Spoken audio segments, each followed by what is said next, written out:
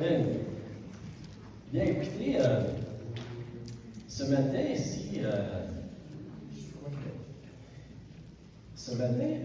le message que j'aimerais de vous partager, si vous êtes encore là avec moi, j'aimerais de prendre quelques instants. Je ne vais pas être trop long ce matin, mais j'aimerais de partager un message qui va un petit peu dans le même sens que la consécration que nous venons de partager. Et puis, Amen. Et en fait, à la fin du message, on vous allons prendre la communion ensemble. C'est de cette façon que j'aimerais procéder. Combien de vous, si je vous posais la question ce matin, vous aimeriez ça être transformé de plus en plus à la ressemblance de Jésus? Combien vous aimeriez vivre avec la paix qui surpasse toute intelligence, la paix que Jésus avait? Comment vous aimeriez ça, vivre dans la joie parfaite que Jésus avait et qu'il désire nous donner?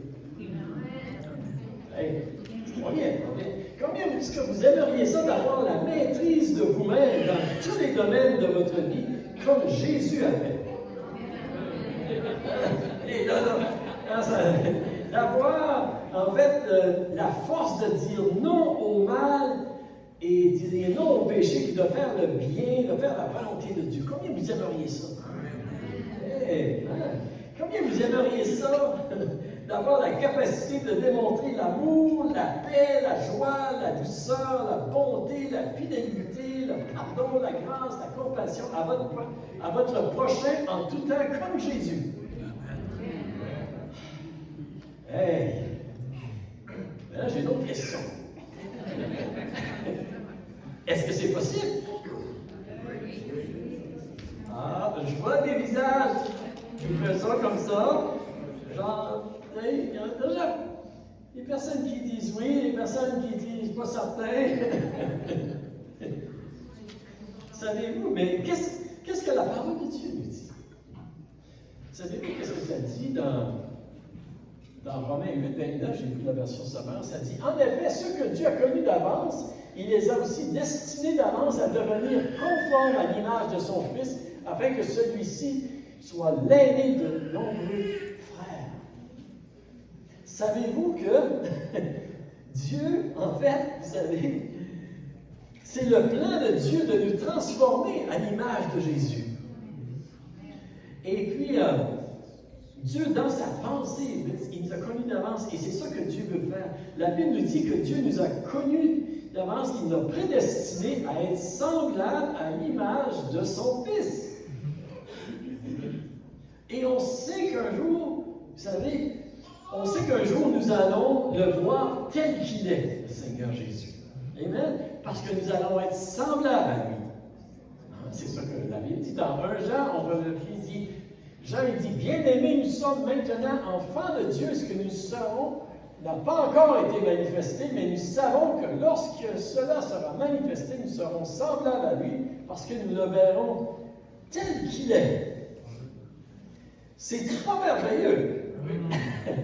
Amen. Oui, vous savez, au retour de Jésus, vous savez, et pour toute l'éternité, nous allons être semblables à lui, nous allons vivre dans sa gloire, dans sa présence. Et juste le fait d'être dans sa présence, nous allons être complètement comblés. C'est pas une bonne nouvelle. C'est pas pour rien que la Bible nous dit que le message de l'Évangile, c'est une bonne nouvelle. Mais savez-vous, il y a une autre bonne nouvelle, je pourrais dire. C'est que la transformation que Dieu veut faire en nous, ce n'est pas seulement lorsque nous allons voir le Seigneur, c'est aussi dans notre pèlerinage sur la terre que Dieu désire nous transformer de plus en plus à l'image de Jésus-Christ. J'entends moins de même, en tout cas. Oui, c'est le désir de Dieu, vous savez, de nous transformer, de nous sanctifier, de nous rendre de plus en plus semblables à Jésus. Même ici-bas sur la terre, de nous conduire en fait dans notre foi avec une relation avec Dieu qui va de gloire en gloire. Et l'apôtre Paul, il dit ceci dit, c'est écrit aux Corinthiens, il dit, nous tous, le visage découvert, contemplons comme dans un miroir la gloire du Seigneur, nous sommes transformés en la même image, de gloire en gloire, comme par le Seigneur, l'Esprit. Wow. Et c'est pas moi qui le dis, c'est la parole de Dieu qui le dit. Amen. Jésus, lorsqu'il priait son Père pour ses disciples, il a dit, sanctifie-les par ta vérité, ta parole est la vérité. Et il y a plusieurs passages qui nous déclarent que le désir de Dieu, c'est notre transformation, c'est notre sanctification, un autre mot pour dire notre transformation à la ressemblance de Jésus. Il y a plusieurs versets qui nous dit cela. Et en plus, la Bible nous dit que c'est Dieu qui va le faire. C'est merveilleux. Oh oui, c'est merveilleux. Hein? Dans 1 Thessaloniciens, l'apôtre Paul il dit ceci, que le Dieu de paix vous sanctifie lui-même tout entier et que tout votre être, l'esprit, l'âme et le corps soient conservés irrépréhensibles lors de l'avènement de notre Seigneur Jésus-Christ. Et il dit ceci, celui qui vous a appelé est fidèle et c'est lui qui le fera. Amen. Oui, c'est...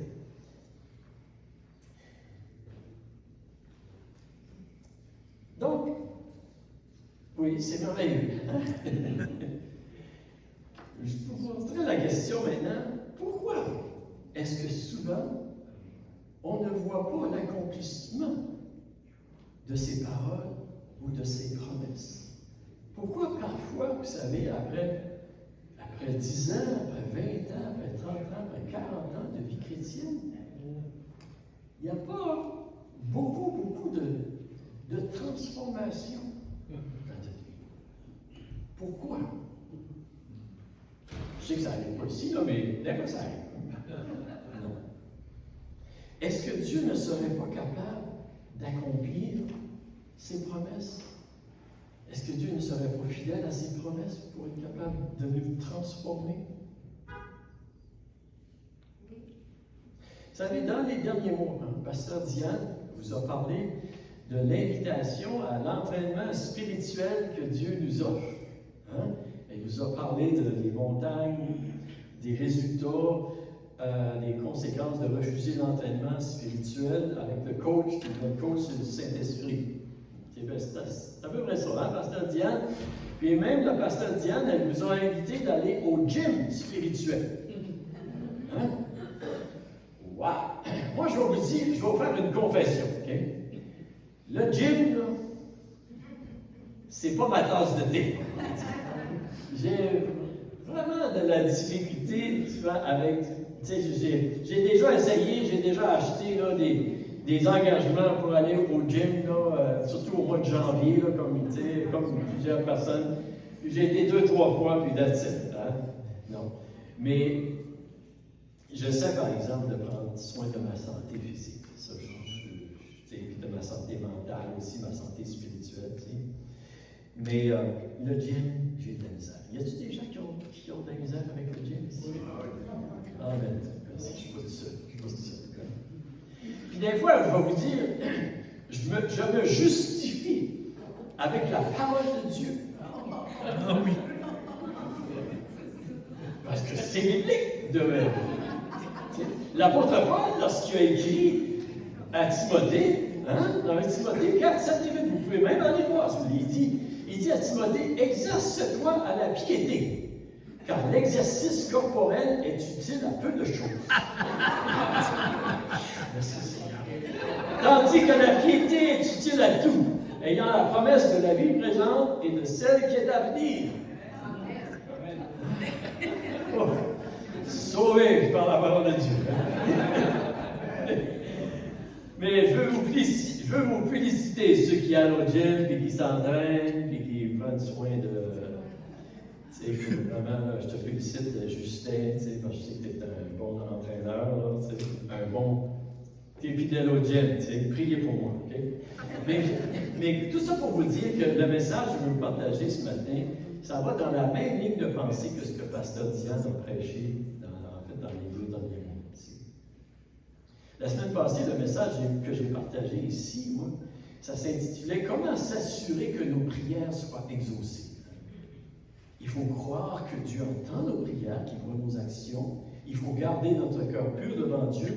Puis je disais aussi, en premièrement, il faut répondre à Dieu lorsque Dieu nous dit quoi faire. Souvent, Dieu, il nous répond, il nous dit quoi faire pour que notre prière soit exaucée. Amen. Et cette semaine, le titre du message, c'est « Comment s'assurer d'être réellement transformé. » Transformé. Et c'est vraiment important parce que Dieu veut vraiment nous transformer. C'est important pour un enfant de Dieu.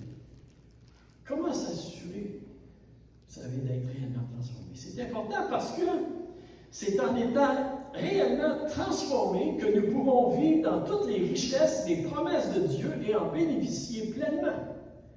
C'est en étant transformé que le caractère de Jésus-Christ est reflété dans le monde à travers notre vie. Et je dois vous dire, c'est pas parce que nous disons que nous sommes des chrétiens, que nous sommes croyants en Jésus-Christ, que nous sommes sauvés et justifiés. Ça ne veut pas dire que nous sommes rendus à la destination finale que Dieu désire pour notre vie. C'est seulement le point de départ. Et pour répondre à notre prière, vous savez que, pour répondre à notre prière d'être sauvé, on doit répondre à Dieu par la foi. La Bible nous dit que Dieu veut que tous les hommes soient sauvés, qui parviennent à la connaissance de la vérité. Mais nous devons écouter et obéir les personnes que Dieu envoie nous parler de Jésus, si nous voulons être sauvés. Ça prend une réponse de notre part qui est nécessaire à la réponse que Dieu nous donne pour être sauvés. Vous êtes avec moi? C'est comme ça. Et on a vu ça avec Corneille la semaine passée. Et on pourrait dire que c'est la même chose aussi pour une multitude de prières que nous adressons à Dieu. Il faut répondre à Dieu. Dieu nous montre et on répond. Et Dieu fait son œuvre. Et une réponse de notre part est nécessaire aussi si nous désirons ressembler à Jésus. Être transformé, être libéré, comme que Jésus veut le faire dans nos vies. Êtes-vous encore avec moi? Oui. Et ce matin, en fait, nous avons fait la consécration de Déborah. La petite Déborah. Amen. Et le mot que j'aimerais que nous puissions retenir ce matin dans ce message, vous savez, ben c'est le mot consécration. C'est le mot consécration. Parce que si nous voulons être transformés par le Seigneur, il faut être prêt de se consacrer à Dieu. C'est là que nous allons être transformés par le Seigneur. Et la vérité, vous savez, c'est que nous ne pouvons pas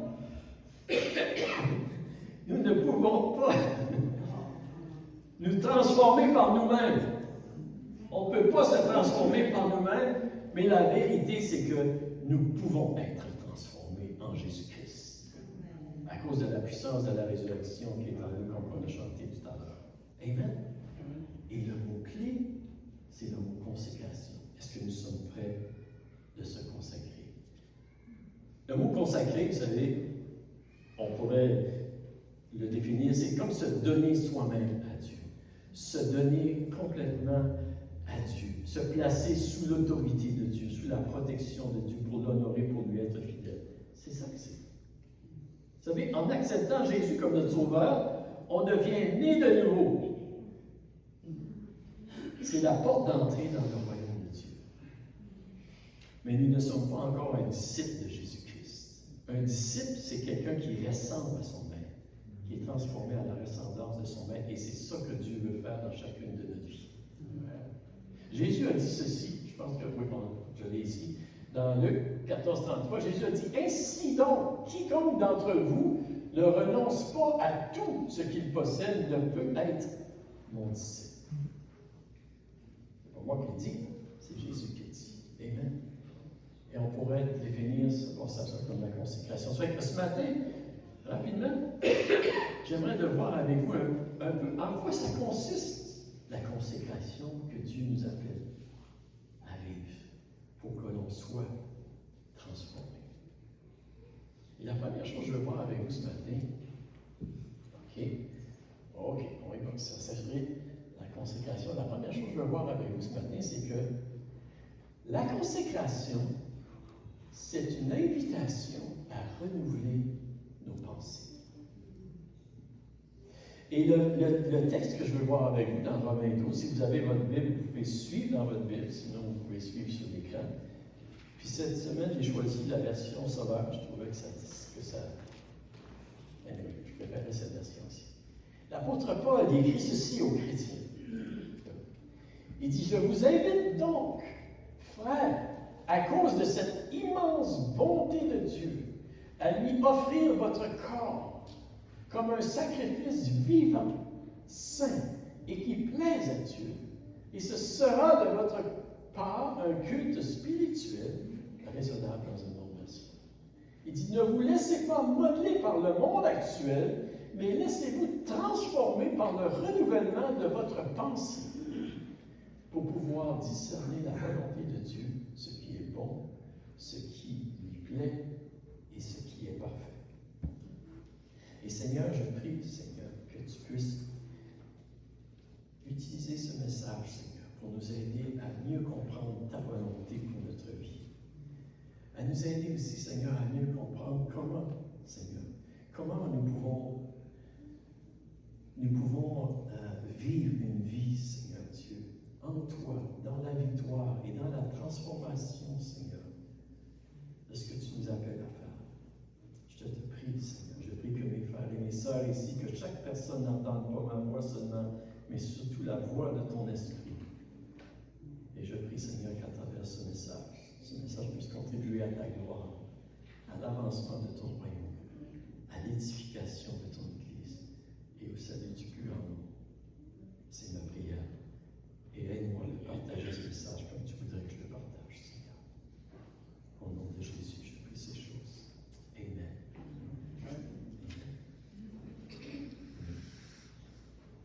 L'apôtre Paul ici, il dit, en fait, dans une autre version, il dit, je vous exhorte, frères, par les compassions de Dieu, à offrir vos corps comme un sacrifice vivant. Le mot offrir ici, là, c'est le mot grec paristémie, qui veut dire présenter. Ça veut dire se mettre à la disposition. Ça veut dire apporter de la main, se donner, c'est ça que ça veut dire. Et le mot transformer, dans le verset 2, c'est le mot métamorphose, qui veut dire une métamorphose. On sait c'est quoi? C'est un changement. On devient une nouvelle personne. On devient quelqu'un de différent. Et c'est ça que Dieu veut faire. C'est un peu comme un papillon. Pasteur Diane, je sais que tu aimes ça, les papillons, toi. Hein? C'est un peu comme les papillons, vous savez. Dieu, il veut nous prendre comme on est. Il nous accepte comme on est. Merci Seigneur, dans sa grâce. Et ensuite, il nous transforme. On devient comme un papillon. Ben là, sort of. En acadien, on dirait sort of. Mais Dieu nous appelle à devenir une nouvelle personne, même ici-bas. C'est ça que je veux qu'on puisse saisir, même ici-bas. Et ce n'est pas la compassion, sa bonté, son amour que Dieu nous appelle à lui consacrer notre vie, vous savez, pour qu'il puisse faire une œuvre en nous. Pour notre bien, c'est sûr, et pour sa gloire aussi. Dieu nous appelle à lui offrir notre corps physique, comme il dit ici, d'offrir nos corps. Et pas seulement nos pensées, c'est ça que le point que je veux dire, c'est mais notre corps aussi, de lui offrir, afin que, vous savez, de dire au Seigneur, je veux te servir avec mon corps, avec mon cœur, avec mon âme, avec mes pensées, avec tout ce que j'ai, avec les enfants, avec mes... Prendre soin des petits-enfants qui courent un petit peu partout, là, c'est pas évident. Mais Seigneur, je le fais, et je le fais de bon cœur pour toi, Seigneur. Et tout ce que Dieu nous appelle à faire. Et c'est important, Dieu veut se servir de nous, mais parce que nos pensées contrôlent nos émotions et nos actions pour changer de comportement dans notre corps et changer les sentiments que nous avons, il faut premièrement offrir à Dieu notre intelligence. Amen. C'est pourquoi la parole de Dieu est si importante dans notre vie. C'est pourquoi, vous savez, la parole, la prédication, l'enseignement de la parole de Dieu. Amen. Je vais dire le petit-fils de Denis, là, pince ton grand-père. Quand son grand-père, parce que je trouve que son grand-père, là, pour moi, il s'est couché tard hier soir. Pasteur Denis, excuse-moi. Je ne ferais pas ça avec n'importe qui, là, mais parce que tu es mon ami aussi, là, je ferais faire ça avec toi. Tu feras la même chose lorsque c'est toi qui vas prêcher et c'est moi qui sera là, OK? Mais vous savez, parce que nos pensées contrôlent nos émotions et nos actions, pour changer de comportement, il faut changer notre manière de penser. Et c'est la raison pourquoi l'apôtre Paul, il écrit comme de cette façon-là. Pour être transformé, il faut présenter à Dieu notre manière de penser, notre concept de la vie, nos croyances, vraiment, afin que Dieu puisse renouveler qu'est-ce que nous croyons selon la parole de Dieu, selon la vérité. Et c'est à ce moment-là que nos actions, que nos émotions commencent à être changées, qu'on peut être transformés. Et c'est ça qu'il dit. Et je dis ceci, ce n'est pas suffisant juste de lire la Bible. Il faut la lire avec un désir de connaître la volonté de Dieu, d'être renouvelé, d'obéir avec sa grâce, d'être corrigé, d'être ouvert à raisonner différemment, parce que sinon, on va toujours penser la même chose. Il faut être enseignant. Et la réponse de notre part que Dieu nous demande lorsqu'on vient à lui, comment, pour être transformé, c'est Dieu, il veut prendre notre intelligence, notre pensée, puis renouveler ça selon la vérité. Et se consacrer, c'est premièrement de dire, Seigneur, OK, Seigneur, c'est ça que je pense, c'est ça que je crois, mais Seigneur, renouvelle mon intelligence. Vous êtes avec moi? Amen. Et c'est là que ça commence. La deuxième chose que je veux voir avec vous ce matin, c'est ceci. C'est que la consécration, c'est une invitation à une course de longue durée. Une course de longue durée. L'apôtre Paul, lorsqu'il écrit aux Philippiens, il a dit ceci. Il dit, non, certes, je ne suis pas encore parvenu au but, je n'ai pas atteint la perfection, mais je continue à courir pour tâcher de saisir le prix, car Jésus-Christ s'est saisi de moi. Il dit, non, frère, pour moi, je n'estime pas avoir saisi le prix, mais je fais une seule chose, oubliant ce qui est derrière moi et tendant toute mon énergie vers ce qui est devant moi. Il dit, je poursuis ma course vers le but pour remporter le prix attaché à l'appel que Dieu nous a adressé du haut du ciel dans l'union avec Jésus-Christ. C'est une course de longue durée, on va dire. La consécration, c'est ça. Dieu veut qu'on se consacre, vous savez, qu'on persévère dans cet engagement-là. Pourquoi est-ce que c'est important de comprendre que l'invitation que Dieu nous lance à la consécration, c'est un cheminement de longue durée et non juste une décision d'une journée? Parce que, vous savez, si nous sommes sauvés en acceptant Jésus dans notre cœur comme sauveur, vous savez, nous ne sommes pas transformés et sanctifiés du jour au lendemain. C'est le processus d'une vie entière. Même l'apôtre Paul, il avait fait du chemin, là, mais il y avait encore du chemin à faire devant lui.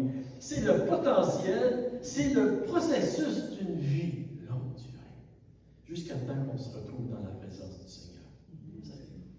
Mais la chose qui est merveilleuse, c'est que le potentiel est en nous. Le potentiel est en nous. Lorsque Paul écrit aux Romains, le chapitre 6, 7 et 8, c'est ça qu'il est en train de dire. Considérez-vous comme mort, comme vivant pour Dieu. Le potentiel est en nous. Mais c'est un processus que Dieu entreprend pour nous qui demande des vallées, des sommets, des montagnes à descendre et à monter. C'est un processus. C'est un processus. Nous avons besoin de ce processus-là pour devenir plus comme le Seigneur. Vous savez. On voit, je prends l'exemple de l'apôtre Pierre, vous savez, qui a trahi Jésus 3 fois. Hein? Avant qu'il trahisse, il dit, hey, Seigneur, pas de problème, tu sais, je suis prêt à mourir pour toi, Seigneur. Jésus a dit, comme je chantera pas, tu vas mourir, remis 3 fois. C'est bien arrivé. Il a trahi Jésus 3 fois pour apprendre qu'il ne pouvait pas se confier dans sa propre force pour résister aux tentations. Mais parce que Pierre n'a pas abandonné, C'était pas facile à digérer sa faillite, mais parce qu'il n'a pas abandonné et qu'il a continué, il a été transformé avec la puissance du Saint-Esprit, comme les autres disciples. L'apôtre Jean a été transformé, l'apôtre de l'homme aussi. C'est pourquoi on ne doit pas perdre courage lorsque nous réalisons que nous n'avons pas encore atteint le but et qu'il nous reste encore beaucoup de chemin à faire, vous savez. On ne doit pas perdre le courage. Pour être transformé, vous savez, oui, on a besoin d'être corrigé, on a besoin d'être discipliné, on a besoin d'être redressé, exhorté, encouragé, on a besoin de découvrir nos faiblesses en nous, puis de découvrir la fidélité de Dieu aussi, puis on a besoin de continuer d'avancer. Vous êtes avec moi ce matin? Oui. Vous savez, si on ne veut pas être corrigé, nous allons toujours rester les mêmes personnes. On ne changera jamais. C'est aussi. C'est pas plaisant d'être corrigé. Combien de personnes vous aimez ça quand quelqu'un vous reprend? Je suis pas sûr, Jude. Pas sûr. La Bible nous dit, je sais pas, non, ok, je ne l'ai pas ici. Mais vous savez, la Bible nous dit dans Hébreux 12, ça dit, mon fils, ne méprise pas la correction du Seigneur et ne perds pas courage lorsqu'il te reprend. En effet, le Seigneur corrige celui qu'il aime. Amen. Et un peu plus loin, il dit, nos pères nous corrigeaient pour un peu de temps comme ils le trouvaient bon, tandis que Dieu le fait pour notre bien, afin que nous participions à sa sainteté. Ça dit, certes, au premier abord, toute correction semble un sujet de tristesse et non de joie, mais elle produit plus tard chez ceux qu'elle a exercé un fruit porteur de paix et de justice. Il ne faut pas perdre courage. C'est par amour que tu nous corriges. C'est par amour qu'il nous reprend, qu'il nous discipline, qui permet que nos faiblesses soient exposées à la surface, afin que nous-mêmes, nous les découvrons aussi. C'est pour notre bien, pour notre sanctification, notre libération, afin que nous ressemblions davantage à Jésus-Christ et que nous puissions profiter pleinement des bénédictions que Dieu désire pour nous. La vraie vie en Jésus. La vraie vie en Jésus et non une pseudo-victoire ou une fausse victoire en Jésus. On dit qu'on peut avoir la victoire, mais il y a plein de choses qui nous tiennent compte. Ce n'est pas ça que Dieu veut. Dieu veut qu'on soit vraiment libéré à l'intérieur de nous, pleinement dans la victoire. Vous êtes avec moi? Oui. Et comme je disais, puis c'est vrai, vous savez, c'est tentant de se décourager lorsque quelqu'un nous reprend, lorsque on découvre des choses. Vous savez. Mais Dieu ne nous condamne pas. Il nous corrige. Amen. Il ne nous condamne pas. Il nous aime. Le diable nous condamne. Puis il essaye de nous faire abandonner. Mais il faut comprendre, vous savez. Dieu ne nous condamne jamais. Dieu nous fait passer par le feu. Le feu du fondant pour notre bien, pour notre sanctification, pour notre transformation, comme l'or et l'argent qu'on creusait. La Bible en parle. Un Pierre en parle, vous savez. Il n'y a personne qui aime ça d'être dans le creuset. Mais si on fait confiance au Seigneur dans le creuset, on va remercier le Seigneur après. Qu'est-ce qu'il a fait dans nos vies? La liberté qu'il nous a donnée. Donc oui, la consécration, c'est une invitation à une course de longue durée. C'est une invitation à renouveler nos pensées. Et dernièrement, ce matin, on va dire la consécration, c'est une invitation à mourir à soi-même. Bon, puis là, vous dites ça, ça va de pire en pire. C'est une invitation à mourir à soi-même. En fait, ça va être comme dans l'Ancien Testament, là, lorsque les animaux étaient offerts en sacrifice, tuer l'animal, that's it, le sang était versé, c'était une mort littérale. En fait, c'était une représentation de Jésus, qui est le sacrifice ultime qui s'est donné pour nous. Lui seul, il est l'agneau de Dieu pur et sans tache, un homme parfait, sans péché, qui pouvait mourir pour nos péchés. Il l'a fait, et lorsque nous mettons notre confiance en lui, nous sommes réconciliés avec Dieu. Puis là, vous pouvez dire Amen. Puis c'est merveilleux. C'est merveilleux. Et nous sommes appelés à mourir, nous autres aussi. Mais non d'une manière littérale. Oui, c'est vrai qu'il y a certains chrétiens, il y a certains apôtres qui sont morts littéralement. Étienne s'est fait lapider, puis la majorité des premiers apôtres, puis il y en a plusieurs qui sont morts littéralement. Mais principalement, en tant qu'enfant de Dieu, le sacrifice que nous sommes appelés à offrir à Dieu, ce n'est pas une mort physique, mais c'est la mort à notre volonté, à soi-même, à être que Dieu soit le premier dans notre vie, un sacrifice vivant. Amen. C'est ça que Dieu désire, qu'on lui donne notre vie, nos mains, notre temps, notre famille. Hein? Comme il y en a qui vont fonder une famille, là. Hein? Notre énergie, notre corps, tout ce que nous sommes, vous savez, c'est ça que Dieu veut. Mais parce que nous ne sommes pas morts littéralement, vous savez, c'est un choix de notre volonté qu'on doit faire de mourir à soi-même. C'est un choix que nous devons faire de faire mourir avec la grâce de Dieu. L'apôtre Paul a dit ceci lorsqu'il écrit aux Colossiens. Il a dit, faites donc mourir en vous ce qui est terrestre, l'immoralité sexuelle, l'impureté, les passions, les mauvais désirs et la soif de posséder, qui est l'idolâtrie. C'est à cause de cela que la colère de Dieu vient sur les hommes rebelles. Vous aussi, autrefois, vous viviez parmi eux, vous marchiez dans ces péchés. Maintenant, renoncez à tout cela, à la colère, à la fureur, à la méchanceté, à la calomnie, aux grossièretés qui pourraient sortir de votre bouche. Ici, l'apôtre Paul dit, faites donc mourir, vous savez. C'est une action qu'il faut qu'on soit prêt de dire, Seigneur, je veux plus ces choses-là dans ma vie, Seigneur. Et par ta grâce, Seigneur, tu vas m'aider à combattre ces choses. Vous êtes avec moi? Oui.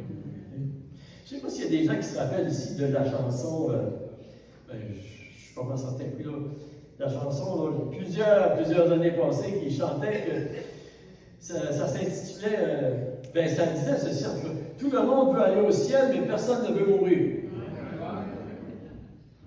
Hein? Il y a envie, tout le monde veut aller au ciel, mais personne ne veut mourir. Personne ne veut mourir. Personne ne veut mourir. Et donc, les jeunes, vous ne connaissez pas ça, là, mais nous autres, c'était dans notre temps, là, tu sais.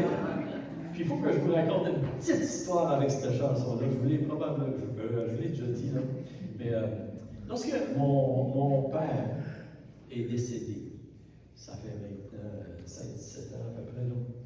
Mais il était malade et il avait appelé la famille, toute la famille. T'sais. Et puis on s'est tous rendus à l'hôpital, puis on est 5 enfants chez nous, on était là. Et puis, en fait, mon père, pendant 10 jours, il n'a pas mangé, il n'a pas bu. Puis on était là, on attendait qu'il nous quitte, on va le dire comme ça, t'sais. Puis moi j'avais apporté ma guitare, puis dans la chambre d'hôpital, écoute, on était là, les 5 enfants, puis les petits-enfants, puis tout ça.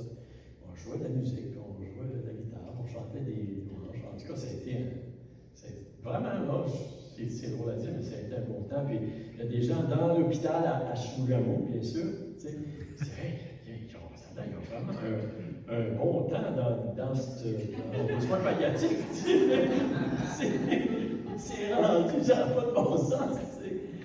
Mais vous disiez, je dis ça là parce qu'à un moment donné, ça faisait 10 jours. Puis là, on commençait à rigoler un petit peu, puis on chantait cette chanson-là. Tout le monde veut aller au ciel, et personne ne veut mourir. On disait, papa, tu veux aller au ciel, mais tu ne veux pas mourir. Anyway, c'était. Malgré tout, c'était un beau moment. Je vous ai raconté, mon père il a accepté Jésus-Christ. C'est un des plus beaux moments de ma vie. Mais vous savez, nous voulons toutes les bénédictions de Dieu dans notre vie. Mais mourir à soi-même, par exemple, c'est une autre histoire. Parfois, on ne veut pas mourir. Mais si on ne veut pas mourir à nous-mêmes, on ne connaîtra pas toute la liberté, toute la puissance de la résurrection que Dieu voudrait déverser dans notre vie. Savez-vous que même dans le jardin de Gethsémani, vous savez, Jésus, il ne voulait pas mourir. La croix, vous savez, C'était pas facile, mais il voulait faire la volonté de son Père. C'était plus important pour lui de faire la volonté de son Père que de faire n'importe quoi. Amen. Et parfois, c'est là que on se retrouve aussi. Celui qui ne veut pas abandonner l'immoralité sexuelle ne connaîtra jamais la liberté vers ce péché. Et il y a plein d'autres choses. Et je crois vraiment, vous savez, qu'il y a un mensonge. Il y a un mensonge qui se propage dans notre époque concernant l'évangile de Jésus-Christ. Et le mensonge, c'est que tu peux avoir toute la vie en Jésus sans être prêt de mourir à toi-même. Êtes-vous avec moi? Oui. Si tu peux avoir toute la liberté, puis c'est comme tu peux avoir le gâteau complet sans mettre la main à la pâte. C'est pas ce que la Bible dit. Dieu peut le faire, Jésus peut le faire, Jésus a gagné la victoire pour nous. Si nous sommes prêts de lui donner notre vie, il va nous transformer. Vous êtes avec moi encore? Jésus nous appelle à la vie abondante. À la vie abondante. Puis lorsque je parle, vous savez, de mourir à soi-même, je ne parle pas d'une vie là, qui est misérable, mais qui est plate, puis qui est triste. Là. Non, c'est plutôt le contraire. La joie et l'amour devraient être la marque des enfants de Dieu, parce que c'est merveilleux, c'est une bonne nouvelle en ce Seigneur. S'il y a des gens qui devraient être joyeux, qui devraient être contents sur la terre, c'est bien les enfants de Dieu. Il y a de la joie dans la maison du Seigneur, il y a de la joie dans le Seigneur. Jésus a dit qu'il veut que la joie soit parfaite en nous. C'est une marque, c'est le fruit de l'Esprit de Dieu. OK. Là, c'est temps que j'arrête. Mais ce matin, j'aimerais qu'on puisse saisir, vous savez, qu'on peut être assuré que nous allons être transformés si nous acceptons l'invitation au Seigneur de se consacrer à lui. Puis écoutez, quand je dis ça ce matin, là, je vous regarde. Vous me regardez, moi je vous vois. C'est aussi là. Puis quand que je vous regarde, je vois une multitude de personnes ici qui ont été transformées par le Seigneur. Dans un sens, je suis content de vous connaître aujourd'hui. Et je sais que le Seigneur n'a pas fini. Puis qu'il veut encore continuer. Si vous êtes là où vous êtes aujourd'hui, c'est parce qu'à quelque part dans votre vie, vous avez accepté de dire oui à l'invitation du Seigneur. Puis je veux seulement vous encourager de continuer ce matin. Et vous allez avancer. On va avancer de gloire en gloire. Puis on va connaître la vie abondante que le Seigneur désire pour nous de plus en plus. Amen. Et en terminant ce matin, j'aimerais qu'on puisse, on va prendre la communion ce matin, c'est ça, Sainte-Seine. En fait, je vais juste mettre un coup ici. Et on va faire ça un peu différent que d'habitude ce matin. C'est que, est-ce que tu pourrais venir agir, jouer un peu de piano? Puis tout à l'heure, le dernier chant que vous avez chanté, j'aimerais ça, Brian, vous pouvez même peut-être vous approcher, vous préparer pour chanter ce chant. Vous savez, l'exemple suprême de consécration, c'est Jésus. Puis, j'ai demandé à Jean, je n'étais pas sûr si je l'avais, mais Jean, viens me trouver ce matin. Dans le jardin de Gethsémani, on pourrait dire que c'est vraiment là que la bataille s'est livrée. La bataille s'est livrée. Jésus, vraiment, il fallait qu'il abandonne sa volonté à la volonté de son Père, qui allait à la croix. Puis parce qu'il a accepté, finalement, il a accepté d'aller à la croix. Regardez toutes les richesses qu'on a aujourd'hui. Amen. Oui, il est mort pour nous. Mais il est ressuscité pour l'éternellement. Et aujourd'hui, on peut être ressuscité aussi. Vous savez, pour nous aussi, lorsqu'on fait face à des situations parfois qui sont difficiles de mourir à soi, on se demande si ça vaut. On va se demander, on se demande si ça vaut la peine. Je vais vous dire, ça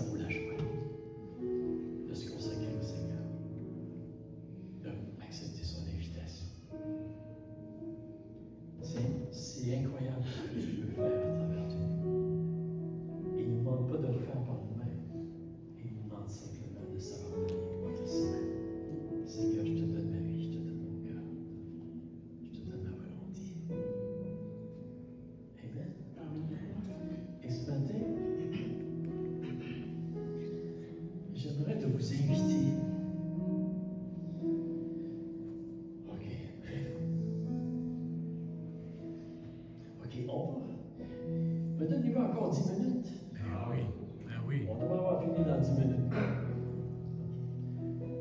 Parce que j'aimerais ça qu'on puisse lire le texte. Jean, on va te demander de lire le texte.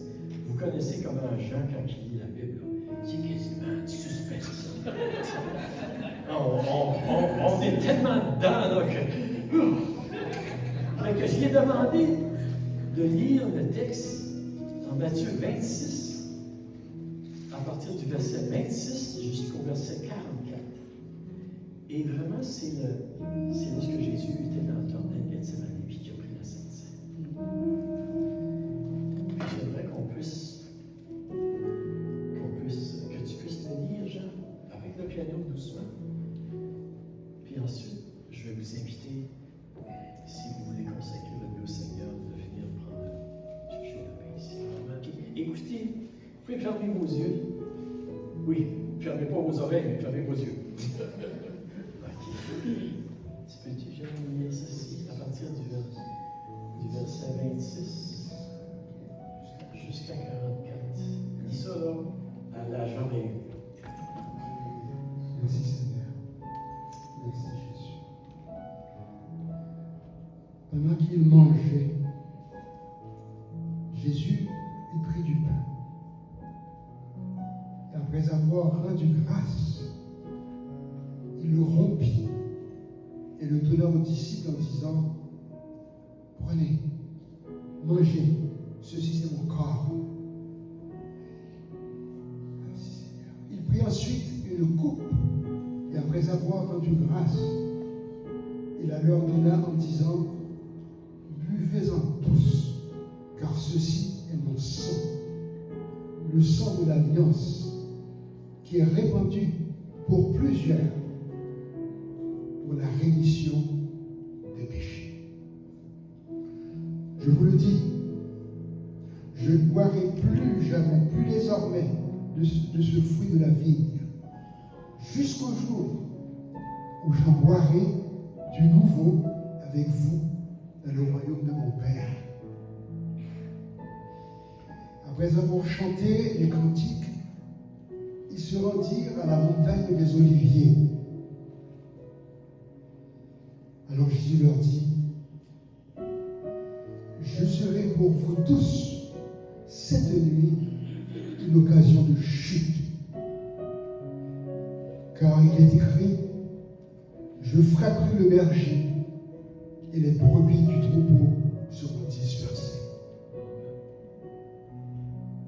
Mais après que je serai ressuscité, je vous précéderai en Galilée.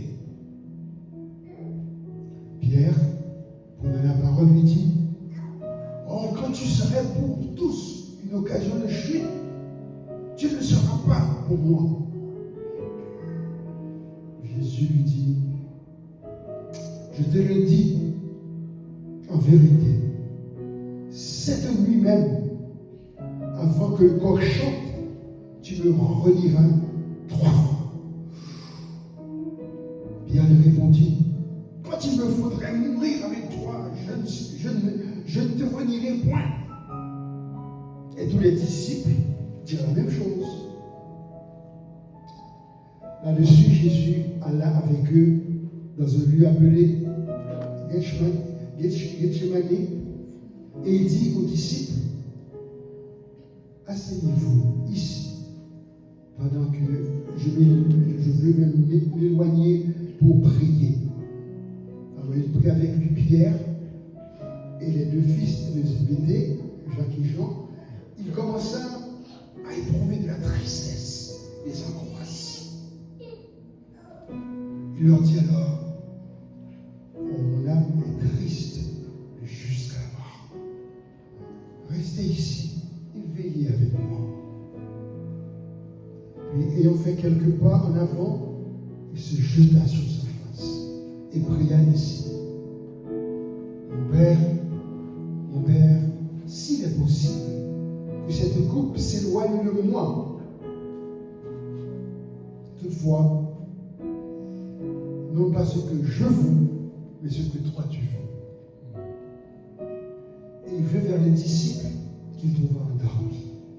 Et il dit à Pierre, Pierre, mais vous n'avez donc pas pu veiller 1 heure avec moi? Veillez et priez afin que vous ne tombiez pas dans la tentation d'esprit, car l'esprit est bien disposé. Hélas, mais la chair est faible. Il s'éloigna une seconde fois et pria ainsi, mon Père, s'il n'est pas possible que cette coupe s'éloigne de moi sans que je la boive, mais que ta volonté soit faite. Il revint et les trouva encore endormis.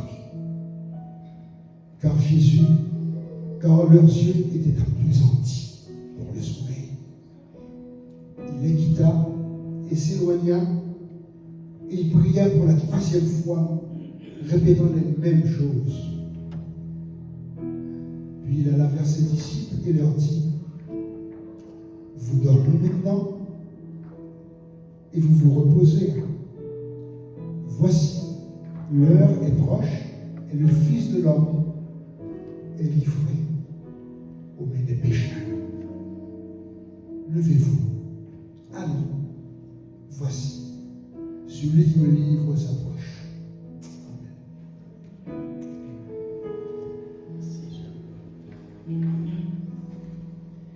Est-ce qu'on peut se lever debout ensemble? Je vais vous inviter ce matin. Si vous voulez dire, Seigneur, je te donne ma vie, Seigneur, comme que tu as donné ta vie pour moi. Si c'est le désir de votre cœur, je vous invite de venir prendre une coupe comme ceci et le pain, comme un signe que c'est votre réponse au Seigneur. J'accepte, Seigneur, ce que tu as fait pour moi.